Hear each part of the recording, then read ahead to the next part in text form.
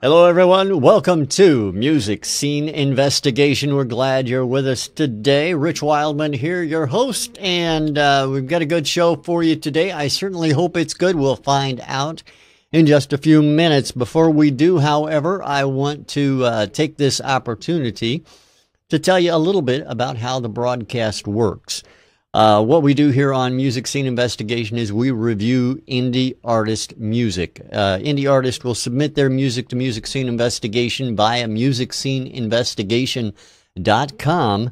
And once we get it, we put it into a big bowl and twirl it around a couple of times, selecting 3 randomly every week for inclusion on the broadcast. We'll then take and play those for our panelists. They'll hear them one time only, without any idea who the band is that they're hearing, the song they're hearing, the genre it's from, or anything like that. Then they'll offer their technical review of that song. It's a very quick-paced broadcast, and you generally find out a lot of interesting things about the music that's been submitted. So without further ado, let me introduce our panelists to you. We have 2 in-house panelists and 1 guest panelist we bring in every week. Our in-house panelists, let's start with Mr. Ian Husbands over in London, England. Ian, how are you today, sir? Welcome back. Thank you very much. Yeah, it's not bad here. Still pretty cold. We've got a light fluttering of snow again. It's been a light fluttering snow. It's just gone on all week. Yeah, you don't know snow until you've seen the snow we had. I heard it was pretty deep over there. What was it? At least 6 inches? Something like that. I don't know. I don't go out in the snow, so I don't care. Is that because you'll melt? No. I just don't like the snow. You don't like a good snowball fight? You don't go out and build a snowman? No, not in years. Not in years. So how are you, Ian? Aside from the cold weather, how are things going? Yeah, good. Busy as always. Got a few projects on the go as always, which is always nice. And generally busy with work and family as well. So life is just busy. Well, I'm glad you're busy. It's good to be busy. It keeps me off the streets. That's what I've heard. And last thing we want is Ian roaming the streets of London. So thanks for being here, Ian. I appreciate it. Yes, sir. We have got some witness. All right. Well, let's hear the witness. To hear them? I certainly would. Let me recap last week. With regards to the artists that were on, we had Echohead with their song "These Stars," the Shy Lips with "In Your House," and Woodenheads with "Children's Parade." Those were last week's artists. Now back over to Ian for the witness statements. Well, we went for Shy Lips as panelists. I think it was a overall vote, wasn't it? Everyone went for the Shy Lips. That's correct. And the audience agreed with us. 100% songwriting, 100% for performance, but only 75% for mix and production. So some people out there thought that could have been better. Well, it happens. Everybody's got their own opinion. That's why we love what we do. But still, they all agree with us. That's the main thing. Well, yeah, of course. Of course it is. All right. Thanks, Ian. I appreciate it. Thanks for the update as well. Our second in-house panelist is Mr. Tom Chianti, a recording engineer of many, many years out of New York City. Tom, how are you, sir? Welcome back. Thank you, Rich. I am fine. That's it. That's it, huh? No snow, no, you're a man of few words. We know this, Tom, but usually it's a few more than that. Well, weather's been intermittent to mixed, and the lighting's good. I look good. I'm ready. All right. Well, good. I'm glad you're ready, and we'll get on with it here in just a second and find out what everybody thinks of the songs that are up today. But first, I want to introduce our guest panelists. Our guest panelist today is actually our Artist of the Year for 2012. We're happy to have them with us today, or at least one of them with us, all the way from the west coast of the United States. I think over in the Seattle area, if I'm not mistaken. It's Stepdaddy. So this is Brian with Stepdaddy. Brian, remind me again how to pronounce your last name. Oh, I just go by Brian Todd. All right, well, that works for me, Brian Todd. It's easy. So, congratulations on Band of the Year. We, think that's great. You guys had a wonderful track you guys turned in to MSI that went through all the wickets, so to say. So, congratulations on that. Yeah, thank you very much. And I just want to say thanks for having me on. I love being in the chat room with you guys whenever I can make it. So it's finally good to be on here and get to hang out with you guys in the video chat. So it's a real enjoyable time for me. Well, it's great to have you. And, I want to find out a little bit more about Stepdaddy if we can. Specifically, I want to find out from you how Stepdaddy got together, when they got together, and a little bit more about the band in general. Yeah, we've been together since 2009. I've been friends with the drummer Paul since I moved here from Michigan in 2002, and we've always been trying to form a project, and it just never really worked out. We'd all been in different projects through the years, and when we finally were able to, things just kind of fell in place. We met Ben, our lead guitar player, and Kit, our vocalist. They were working together on a project, and it just so happened that all of our projects kind of fell apart at the same time, and we were able to start working. So, and everything really came together very quickly. I think by the time the first album was ready to be recorded, we had about 30 songs, and that was only after about a 1.5 year period. So we get along really well. We work really well, and it's good to have band members who get to check their egos at the door and just work hard and love working together. So it's a real pleasure working with those guys, even though they couldn't be here today. It's pretty impressive. 30 songs for your first album. Did you go ahead and publish all 30 songs on that first album?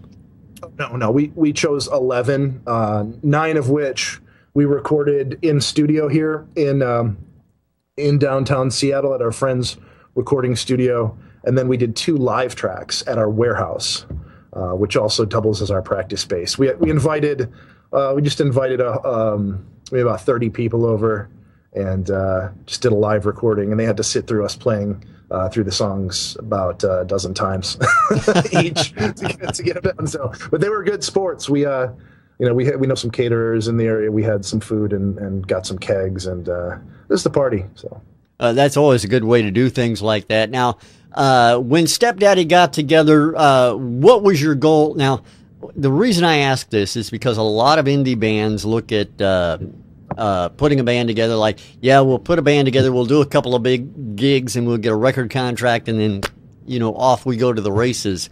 So what was your, as Stepdaddy, your plan to make it, into a full-time career? How did you guys go about that? I think the unique model that we had was not really having any expectations. We came together and I think we'd all been in bands that we were very frustrated with. We had been involved in this. I think we've all been involved in the Seattle scene for around 10 years.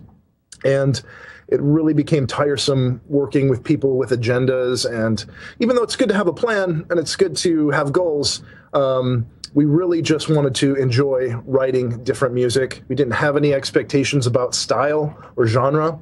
So when it came time to write the music, we really just put forth whatever we had, and if it fit, it fit. And that's really been our model, just to enjoy the music and write what we want to write, and not really put any limitations on it. Now, how did you guys come upon? I have to ask this question because if I don't, Ian and Tom will both beat me about the head and shoulders. But how did you guys find out about MSI, and what prompted you to go ahead and submit Scurvy into the mix of things here? Oh, man. Well, first I want to say I think we kind of fooled you with Scurvy because none of our other songs really sound anything like it. And I had actually written that song a full year before Stepdaddy even formed. But they obviously, the band put their own parts to it. But that's probably our most accessible tune, which is why I submitted it.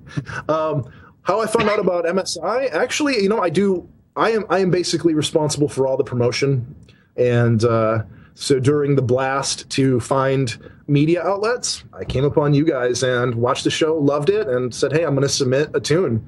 Because I knew after watching you guys work a couple times, you guys were very knowledgeable, and I knew this would be a great outlet, so submitted it right away. Now, you said that you are the guy responsible for basically all your online social media promotion, your promotion for Stepdaddy. With a lot of indie bands coming out on the net and not having the backing of record companies or things like that, a lot of them have to do their own PR and things. What do you find is the best and the worst aspects of that? I mean, how do you guys go about it? What social media networks do you find work best, worst? What sites on the net, so forth and so on? Oh man, I could go on this topic for hours, but I guess just to keep it short, I keep a spreadsheet of about 15 or 20 social media sites and radio stations that we're played on. And I just constantly am on there. I run through each one every day. It takes about 4 or 5 hours, and make sure I just increase the presence, promote, connect with individuals on each one of the sites, whether it be YouTube or MySpace, old and new MySpace, Facebook. It's all about making the individual connections. One of my favorite quotes was from Dave Lombardo, who was the drummer for Slayer. Actually, I guess he's not going to be the drummer anymore. But he said, if you want to have 1 million fans, you have to shake 1 million hands. And that's what I have to do every day. I have to shake hands, shake as many hands as possible. And you do that, and some people will ignore you, but you will get people who will share your album with their friends. So it's a numbers game, and there's no question about it. You have to be out there every day, and you have to be promoting your music. If you're not doing that, if you're just writing the music, I mean, you can have a great song, but it's never going to get heard. I know many of my favorite bands, they just don't do the promotional work, and they just languish, and they wonder why nothing happens. So it's such a competitive market. You have to be out there doing it. You have to be doing the footwork every day. Do you find that going more mainstream, from a radio perspective, from an outlet perspective, is better, or is it better to stick with those that are more indie artist focused? I think every band's got to make that decision for themselves. For us, we don't want to write songs that are radio friendly. So we're not really interested in doing that. And if you listen to our album, you'll understand what we're talking about. We don't really focus on that. If you want to be successful, then yes, maybe you should craft some radio friendly tunes, but I just think that kind of sucks some of the passion out of the writing. We just write what we write, and if people like it, that's great. I mean, with the amount of work that I do, or that we all do in promotion, we're gonna have an audience. So I don't think I want to sacrifice my creativity just to get something on the radio. I'll get play. There's so many, like I said, such a competitive market, and there's so many outlets for music. Just write a good song, do what you do what you love, and you will get plays as long as you're out there doing the footwork. That's a great advice. I think that a lot of bands should take that to heart rather than trying to just break into mainstream radio. Do what you love, and kind of like the old baseball show. I can't remember the name of it. You build it, they will come kind of attitude. Yeah, Field of Dreams. Field of Dreams. Exactly. Now, I've got a question. Yeah, sure. Go ahead, Ian. Now, for those of you that know me, you know that I'm into the grunge scene, Pearl Jam, Alice in Chains, Soundgarden, sure. And they all come from where? From Seattle. Seattle. And I know for a fact that you are currently recording at Studio X, which is Stone Gossard of Pearl Jam studio, right? Litho, yes. Studio Litho is actually, it's Stone Gossard's studio. Yeah, it's down in Fremont. It's the reason they call it Litho is because it's it's an old lithography building, and they haven't changed any of the outside. So it just looks like an old lithography building. And on the inside, it's just it's a pristine studio. Kind of interesting. And where Pearl Jam have recorded some of their later albums as well. Yeah, and when we were in there, Dave Matthews was recording as well. So, yeah, Dave Matthews was in there, and who else? I think, yeah, and actually the reason we couldn't get, we would actually have our December, we would have our second album recorded. We were supposed to do that in December, but those guys wanted to do a new Pearl Jam recording, so we couldn't get in there. They wouldn't let us have the time. So we just put it on hold for a little bit. You know, I hate when these big name bands, you know, they just squash the little guys out, you know. Well, there's plenty of studios for there's so many studios around this town, but you know, we've recorded at Litho before, and it was such an amazing experience. We didn't want to go anywhere else, and for what you get from Litho and the price, I mean, honestly, it can't be beat. We've recorded at Bear Creek Studios up in, I think it's Woodinville. Soundgarden recorded there. Lionel Richie, Eric Clapton. They do a lot of local advertising soundtracks and stuff like that up there, but it's so expensive. Yeah. And it's far away, so we just decided to stick it out in Seattle. You said you were in the process of working on your second album. When can we expect to see the new Stepdaddy album coming out, and what do you guys have in play for the future? We just recorded the first 2 songs off the album, and those should be out by March. We're going to probably pre-release those in the next couple weeks. I'm sorry, not the next couple weeks, next couple months. We'll pre-release those, and we'll have a full length ready by August, 1 year after our first release. And I'm assuming that everybody can head over to stepdaddyband.com to get updates on what you're doing, where you're playing, where you're going to be at, and what's all going on with the band? Absolutely. Yep. We just redesigned the website. So, yeah, everything's up there. You can stream the entire 11-song LP from there.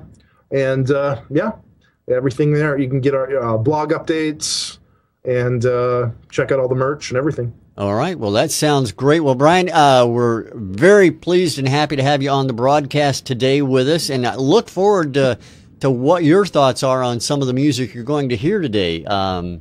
Any idea of expectations? Oh, you know, from listening to this show, you know, I've been in the chat room maybe a dozen times over the past few months or several months. You know, I've noticed an uptick in the quality of all the music. So I'm kind of excited to hear what's been submitted for this week. I don't have any preconceived notions, but I really want to hear what's going on. So. All right. Well, I'll tell you what. Let's get to it then. Let's go ahead and listen to today's first song on Music Scene Investigation. Find out what the guys think of it after they hear it. Here is today's first song on Music Scene Investigation. Everybody, hope you enjoy it. It's going to be an interesting trip.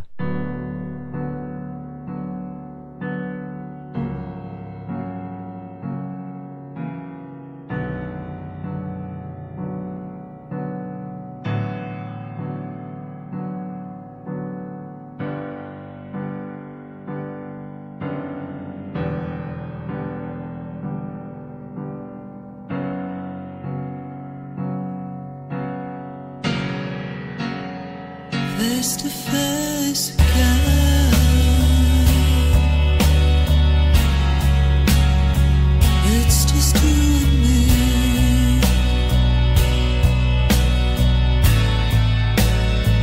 Did you think I didn't know that you'd be back for me?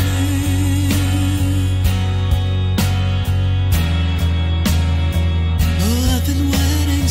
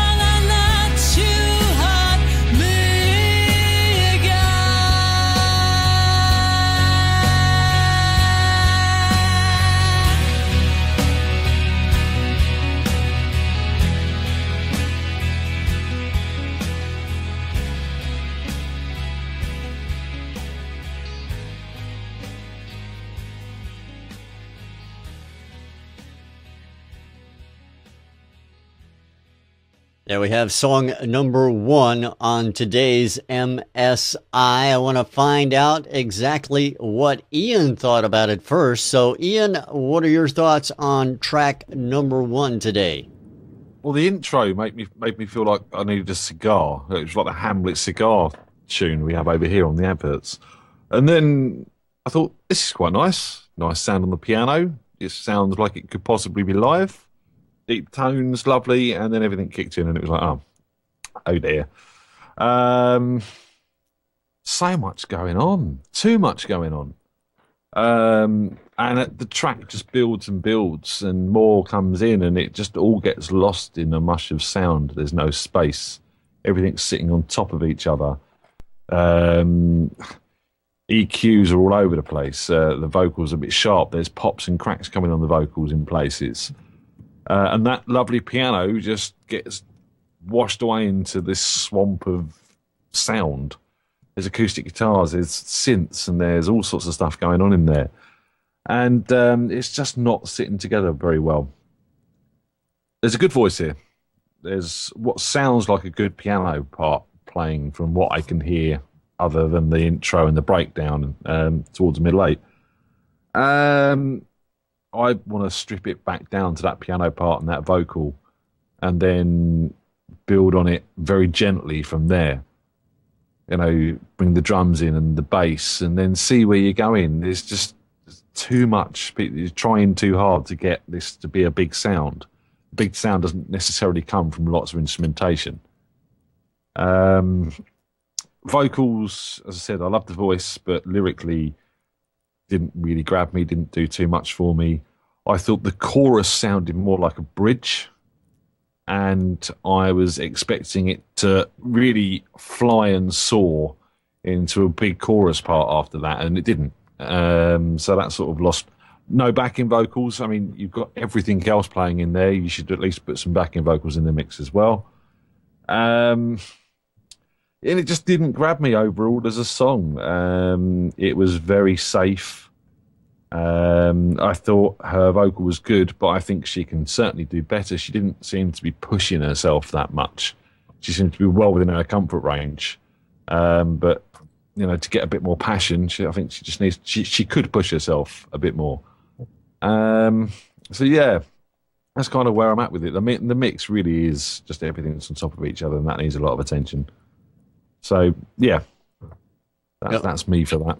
All right, I appreciate it, Ian. Thank you very much. Let's go to Mr. Tom Chianti, find out what his thoughts are. Tom, what do you think of track 1? Well, I agree in part with Ian about the mix. Basically, what you have is this female vocalist singing in a James Bondian thematic type of dramatic vocal, and it just wasn't worked up that way.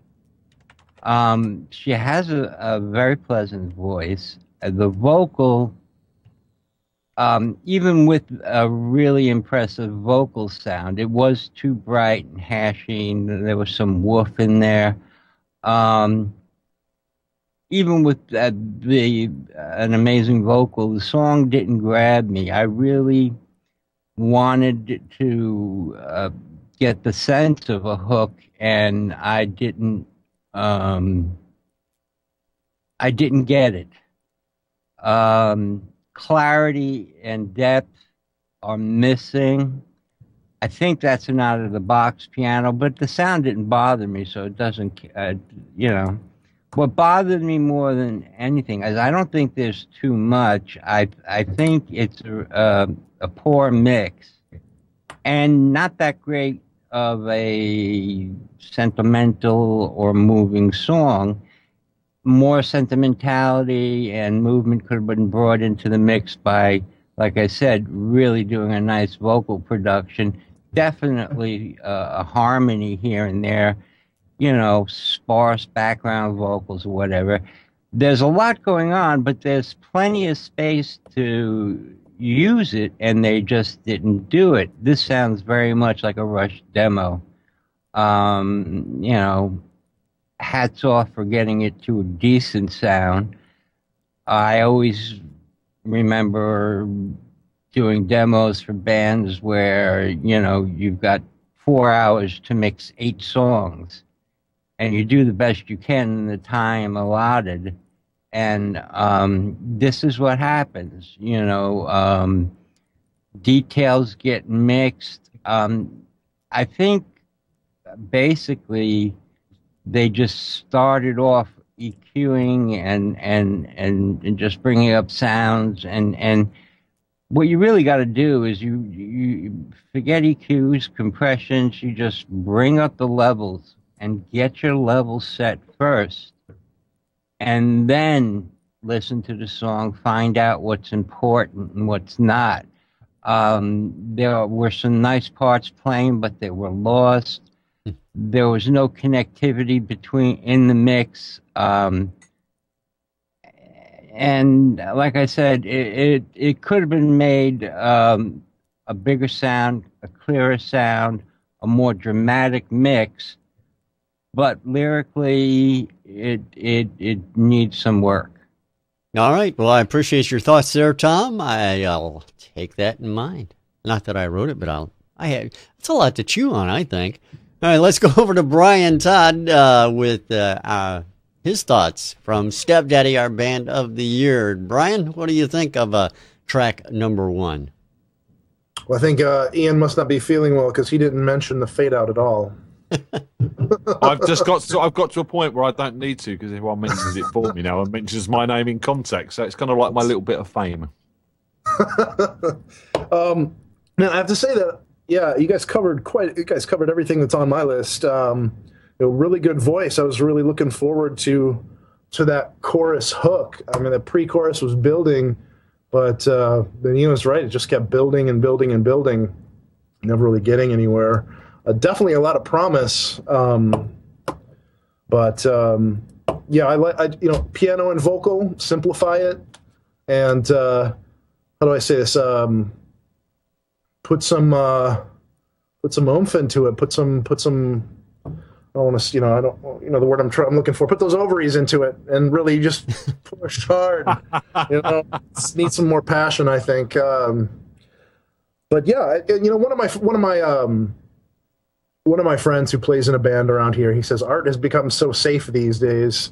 And it's true, you know. You got to go out on a limb and give it a little bit of oomph, give it a little passion, do something that sets your art aside from other people's. And that's basically all I have to say. You guys covered the technical aspects perfectly. So, all right. Well, I appreciate it, Brian. Thank you very much. I want to take the opportunity to introduce that track to everyone. The name of the track is Arrows of Desire by Aylin Eser. Aylin Eser sent that track in to us. We appreciate your sending that to Music Scene Investigation. Thank you very much. All right, gentlemen, 2 more songs we need to take a listen to today. But before we start the second song, I want to remind everybody, if you're out on the net and you're looking for social media promotion, follow Indie Music Bus. Walter over there driving the bus around the social networks. He's everywhere, man. He really is. He's one of the best out there, so make sure you follow him. Get on the bus because he cares about us. I don't know if that made sense or not, but hopefully it did. All right, everybody. Track number 2 on today's broadcast. We're going to go ahead and play that for you. So let's take a listen to track number 2 on today's Music Scene Investigation, everyone. Here it is.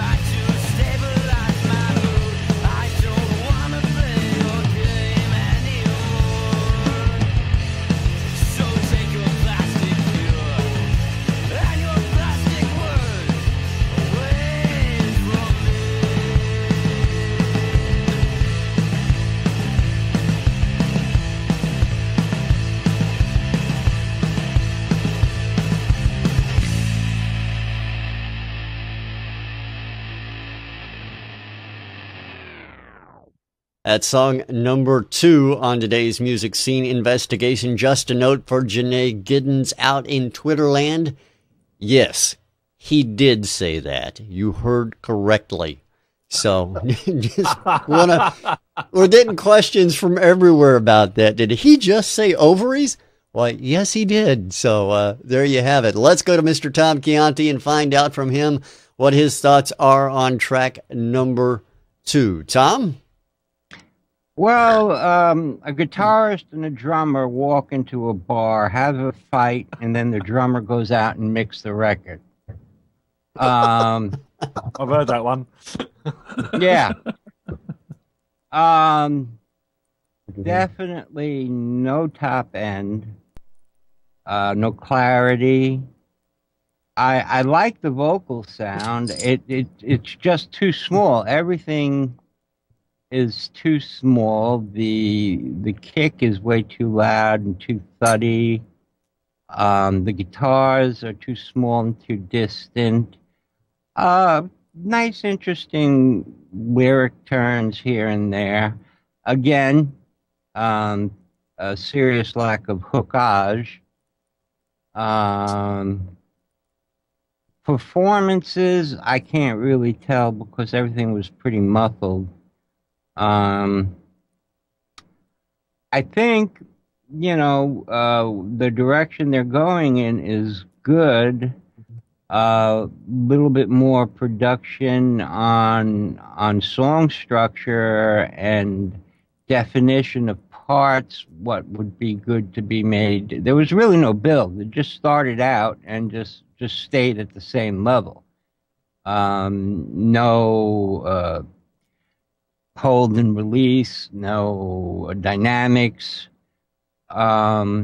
Definitely mixed way too loud. Drummer played well, and the guitarist probably played well. It's a shame he lost the fight, though. All right, Tom, I appreciate that.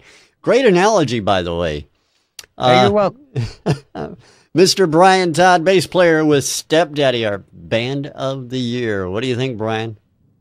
I like this tune. I think it had some interesting ideas in it, but it didn't have enough to sustain my attention for just a little bit. I mean, I see he's trying to do some kind of that indifferent, grunge vocal. It seemed like reminded me a little bit of Nirvana, but even Kurt Cobain had the moments where the heroin wore off and he was really pushing hard. So I think the themes for the night are going to be hooks and intensity, and that's kind of lacking, here. So I did like the song, though. I thought it was interesting. I'm trying to stay away from the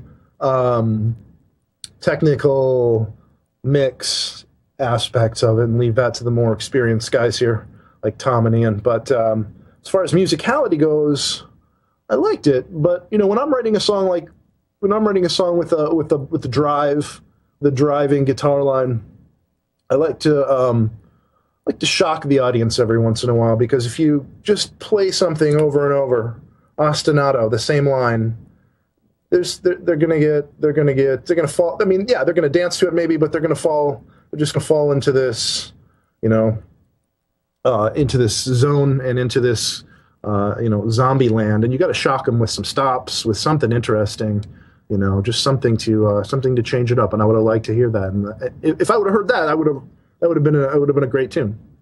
All right. I appreciate it, Brian. Thank you. And over to Ian Husbands we go. Ian, track number 2 for you. Yeah, I mean, again, it's the bass player and the drummer working together to get that mix as loud as they possibly could, wasn't it? But, I mean, what I would say is that the bass and the drums sounded quite good together, and the guitars and the vocals sounded quite good together. So just balance them out, and you have got a pretty strong song here.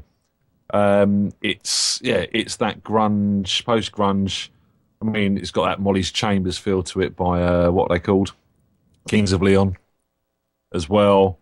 But I do wish people would stop using that amplified Scott Weiland Stone Temple Pilots vocal sound. Or the Velvet Revolver vocal sound, where he sort of speaks through the megaphone. That's what it sounded like. A lot of that vocal underneath, what I could hear of it, was running through that as well, just to sort of make it thinner and worse. This needed a break for me, an instrumental break or something like that, even if it's just your simple sort of following the melody or something like that. But otherwise, it was pretty solid playing. Tonally sounded quite good. And performances were generally very good. But yeah, you couldn't hear the vocal, which really sort of didn't get you in the place of listening to the song properly. And the hook was a little bit lacking, as the rest of the other guys said. All right, I appreciate it, Ian. Thank you very much. Song number 2 was sent in by the following group. The group is called Noyes Band, and the name of the track, ADHD. We appreciate their sending that into Music Scene Investigation. Reminder, if you want to get your music on the broadcast, it's easy to do. All you have to do is go to musicsceneinvestigation.com, click on Submit a Song at the top of the page, and you'll be able to do it all from there. It's real easy, right, Brian? It's a simple thing. Totally easy. Yeah, do it. It's wonderful. I mean, I just like hearing the insight, but obviously you get exposure. Wonderful opportunity, and I highly recommend coming in, hanging out in the chat rooms, because these guys are all these guys. Everybody who hangs out here, it's just a great time. So yeah, they're all crazy, face it, but we put up with them. We put up with them. All right, one more song, gentlemen. This is song number 3 of the night, so let's go ahead and take a listen to it. Track number 3 on today's MSI. Hope you enjoy it, everyone.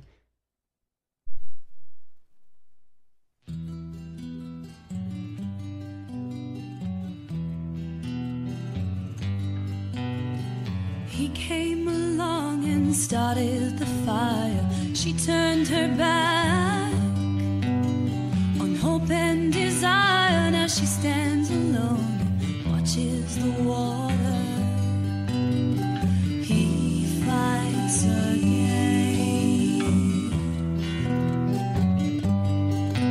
The flames.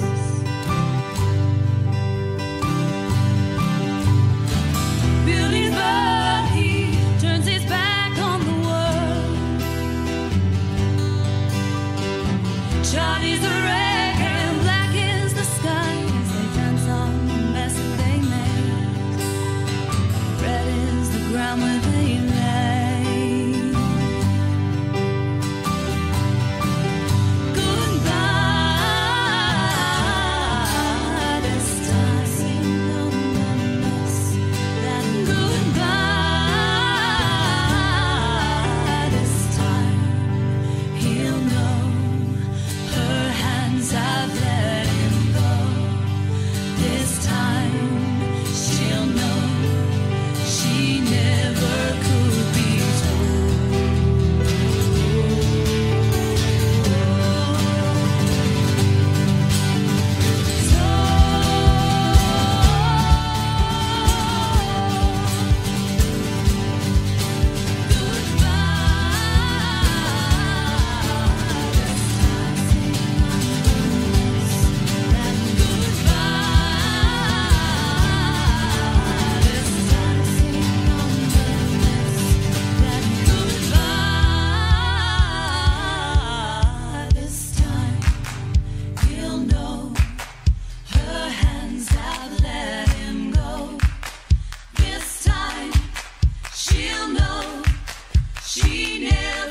could be told. They dance in dark with faith. The sky will move. The grave is wet with tears that fell for you. Don't cry. Tomorrow will be here. The sorrow. It's time to have no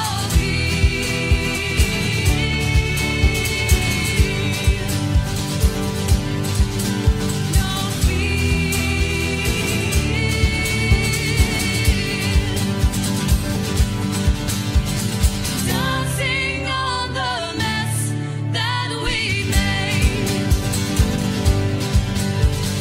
Dancing on the mess that we made.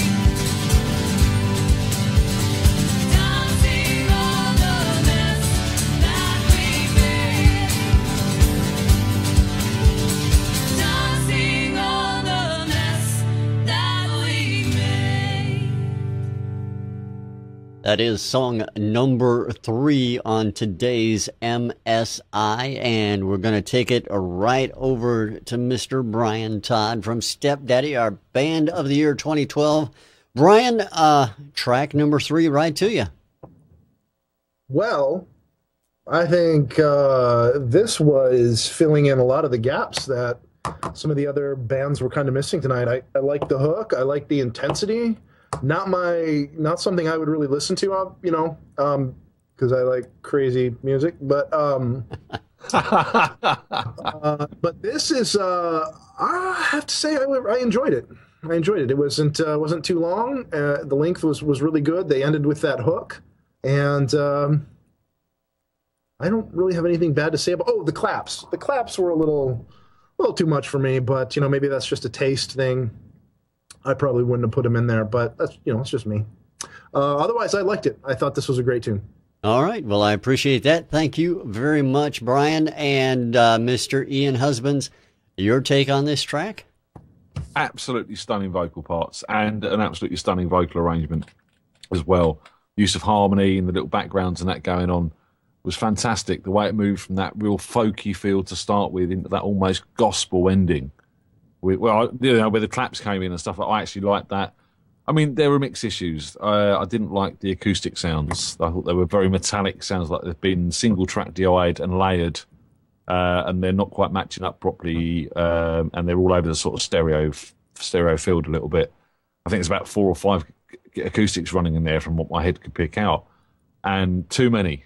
Bring it down and get them tight, and that's going to sound really nice. There was a piano in there which could have come up in the mix, and I'd like to hear something a bit more rhythmic coming in. And I don't know if there was, or if it was just me imagining it. Was there a mandolin or a uke or something coming in some real sort of high, sparkly chords towards the end? Anyone? I heard something extra. Yeah, and if there isn't, it should have been. Just to hold a real bright top end on the sound, just chugging along with that sort of fast acoustic guitars. That would have been really, really nice. Someone in the chat saying flute. I mean, there's loads of stuff that you could incorporate to give this a bit more dynamic, but the vocal really did make this track. Again, vocals, EQing was a little bit off, and I didn't think the layering of the vocal levels was as spot on as it could be. But you get to a point with a song like this, which is generally a folk song, and folk songs were live, and they were what was used to transport the stories of the land over the land before we had wirelesses and internets and all that sort of stuff. So I kind of forgive the mix a little bit because it's more natural and it more just is. It's the song and it's the power it's delivered with and the way it's done, which is what really counts with a track like this. So I loved this. I really did. Loved it a lot. All right, Ian, thank you very much. Let's go to Mr. Tom Chianti, find out what he thought. Tom, what do you think of track 3? I agree with Ian. Excellent vocal production, arrangement, and performance. The guitars were a little bit too much, a little out of time. I mean, there's a lot wrong. There's a lot right. At least this one has a hook that I liked, and it's. I think it could have been done. Sort of. I would have produced it differently. A little simpler, less guitars, a smaller kick drum sound. Sometimes less is more. The vocals really could fill out this song. There's a lot of mixed things I would change. I think overall the mix lacked clarity and stuff. But the musicality of the song, the arrangement of the song was good. I, too, like the claps. Let's see what else.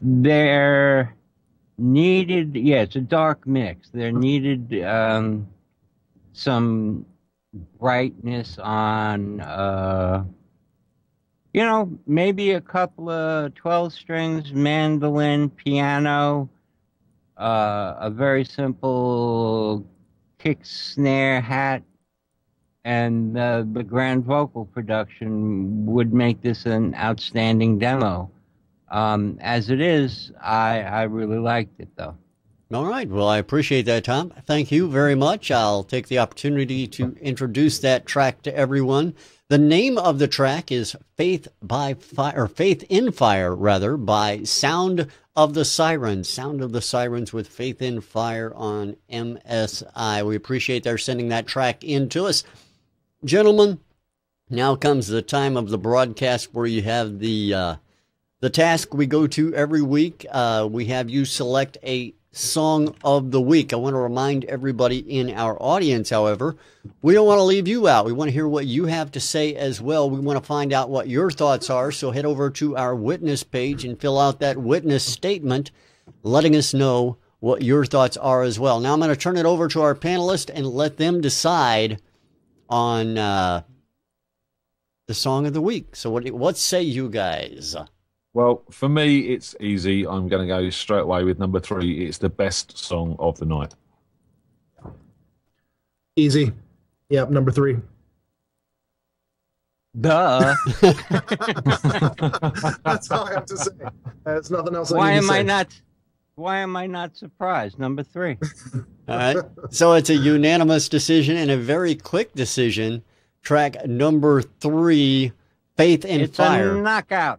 That's right. It's out of the park. Faith in Fire. Sound of the Sirens with their track Faith in Fire as our Song of the Week. All right, gentlemen, I appreciate you sitting on the panel this week. A big thanks to you, Brian, and Stepdaddy. And again, a huge congratulations to you guys. You guys went through all the wickets, Song of the Week, Band of the Month, and Artist of the Year. That's a big credit on you guys. You guys should be very proud of yourselves on that. We are very happy to be here. I really, really enjoyed myself. So I'm sorry to see it's ending already. Let's do some more songs. I always said that. I think we should try to, just because of the backlog we have, we should go to 4 songs. But who am I? I'm just the meat. Tell you what. Let's do a sponsored 24-hour MSI broadcast. That'll clear the songs up. Yeah, remember... Jerry Lewis, I don't think, is up for it anymore. Yeah, I sleep and we can't get Jerry on the show. So, but I do appreciate all you guys coming in here. I appreciate everybody in the audience as well. Thanks for being here on today's Music Scene Investigation. We'll catch you again next week. Also want to let you know that you can listen to our hit list, which is where we select that band of the month.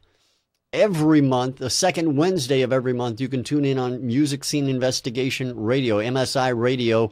You can find it right on the website. There's a button under MSI Live that says radio, and just click that, and it'll take you right there. Very easy to do, and it's a very cool thing to sit in there with us and the guys from the Live to Play Network as we meander through the past month's Song of the Weeks. So we hope to see you there as well. We're going to play out today with Faith in Fire as soon as Ian tells me who our guest panelist is for next week. Ian? Look at you. Well done. Well, it has to be said, next week we have probably got one of the biggest guests MSI has ever seen on the show. And it's probably a man you've not really heard of. He goes by the name of Tony Palmer, and he is a Emmy award-winning and BAFTA award-winning director who's worked with people like the Beatles, Jimi Hendrix, Frank Zappa, as well as various classical and operatic people. And yeah, he's basically huge in the industry. And we're really looking forward to having him on the broadcast with us. So make sure you tune into next week's show right here on Music Scene Investigation. Thanks for being with us, everybody. We'll talk to you again next week. Bye-bye. Bye.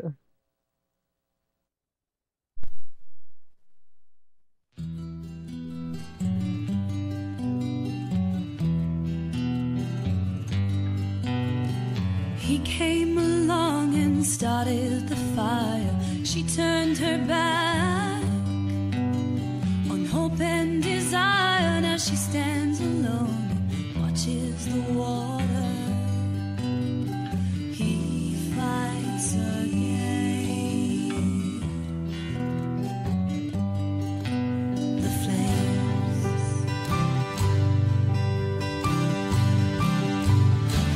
Buildings burn, he turns his back on the world. Charlie's the wreck and black is the sky.